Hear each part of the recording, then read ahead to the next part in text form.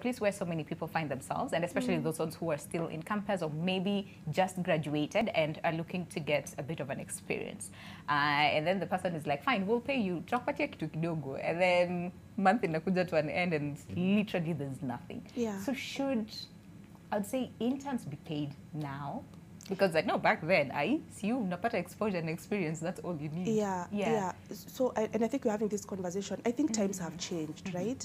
And, you know, there's this conversation we were having like a couple of days ago. It doesn't matter whether you have a degree, a diploma, a certificate. What skills have you garnered, you know, so far? Like, what value are you bringing to the table? What work can you do? So, whether you're an intern or you have a degree, if you are able to deliver on that, you know, on the work that the employer needs, because you see, when you're being interviewed for a role, you are trying to solve an employer's problem. So you want to be the, you know, the Panadol to their headache, and you can be the Panadol to their headache with or without a degree, you know, diploma, certificate. It doesn't matter. But can you do that, you know, that work? And if you can, you should be, you know, you should be paid. So I feel the employer needs to make it very clear. You know, am I paying my interns or, you know, whoever it is that I'm hiring, am I paying them or am I not paying them? And you need to communicate that in advance. Then on this other side, you know, if you're still in school, you know, you're still studying, or you have a certificate or you have a diploma, or you graduated with second class lower, because I also realize people with second class lower normally feel they are less than and they shouldn't be paid, you know, a certain amount of money just because they have a second class lower. It doesn't matter, but can you do the work? That is what is most important. And if you can be able to deliver on the work, then you are valuable. You know, there's something that you're doing and you need to be compensated for it, unless you just want, you know, to give your services for free.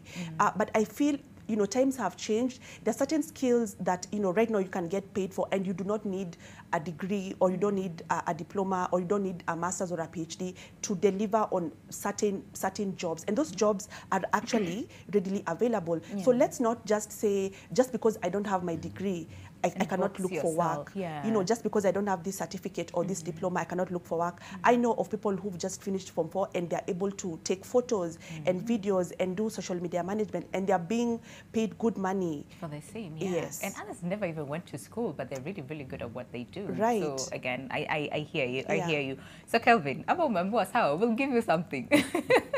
End month comes, you cannot see, number one, the person who called you or even the bosses to just have that discussion of, but you said this is what you will offer and all those things.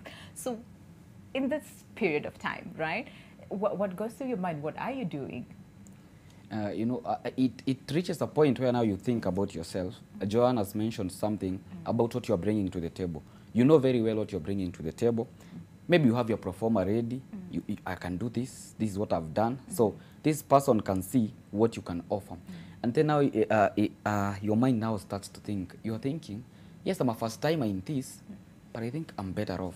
I can do something.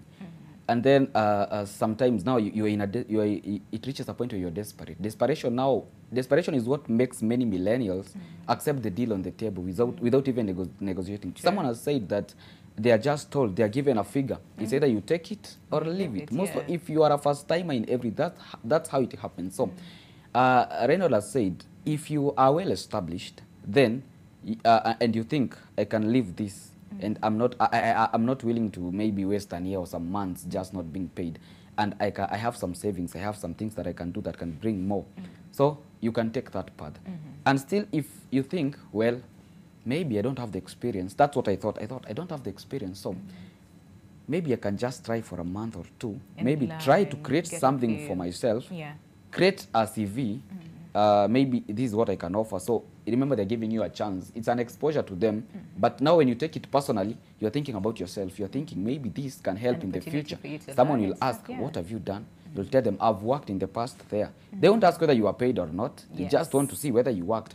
So when it reaches a point when it clicks that way, then you start to reason differently. And you know, when it came to me now, I started thinking, well, you know, we can't play this game of cat and mouse every time. You know, we need hygiene, or what rather ethics in the employment sector for some, because there are some people who are, the PR or the HR of these departments, they will not be very clear with you. So if you tell me you will pay, then keep your end of the bargain, pay. If you won't, tell me at the beginning. So when I'm coming there, I know maybe you're offering lunch or not. Yeah. I'm using my bus fare. Maybe you will return, or if you won't, I'm okay with it. So if I'm to accept that deal, knowing those conditions, I'll be okay. But if I come with expectations, you know, if you expect, and most people will tell you, expectations cause people to be disappointed. So I expect you to pay me, expect you to give me something. At the end of the day, 1 month. 1 month later, 1 month later, nothing. Yeah. So you are disappointed because you expected something. So it will be better off if someone is to tell you what will happen. So the path that I took, so I decided, you know, this thing cannot continue like this. How long did you stay? For a month? A month and maybe like 9 days. Because okay, we'll a bonus. Nawambia, you see, even when you're paying rent, yeah. most people don't pay exactly on the same date. Yeah. You have to chase too. You are thinking, let's see how it goes. Yeah. So people wait for a phone call. Hey, you haven't paid, you haven't renewed your subscription on the Wi-Fi. Oh, really? And you remember. Yeah. So that's what I'm doing. I'm trying to see, let me see whether these people can reason with me.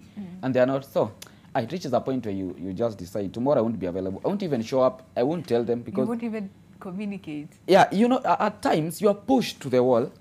They've been rude, not showing it. But you know, someone will tell you, wakufukuzaya kwambi toka. They won't chase you, but you will see, this person, I think, in as much as they are taking advantage, maybe their schedule is busy, but send someone. Okay. Talk to someone. All right. Yeah.